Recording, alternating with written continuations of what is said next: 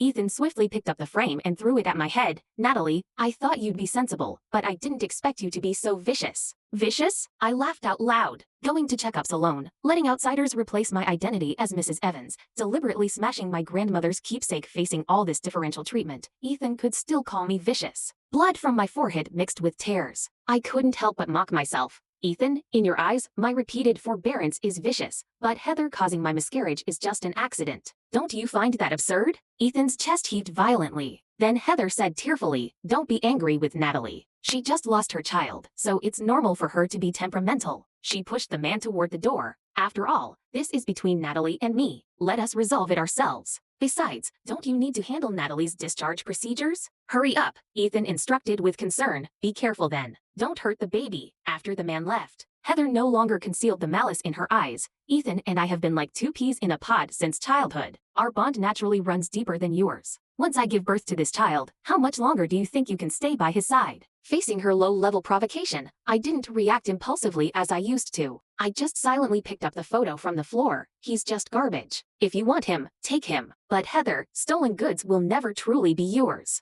Perhaps she'd never seen me so sharp before. She stood dazed for a long time. Seeing me walk out of the ward, she finally shouted in exasperation, Natalie, you just wait. I left the hospital directly and pulled out my phone to message the divorce attorney. I've sent the evidence of infidelity to your email. Make sure to check it. After sending the message, I returned to the villa to pack my luggage. But the moment I walked out the villa's front door, bodyguards blocked my way. Ethan was furious. Heather had a miscarriage. Did you do it? Before I could answer, he angrily grabbed my throat. Who else but you couldn't tolerate the child in her belly? I was confused. Ethan, what are you talking about?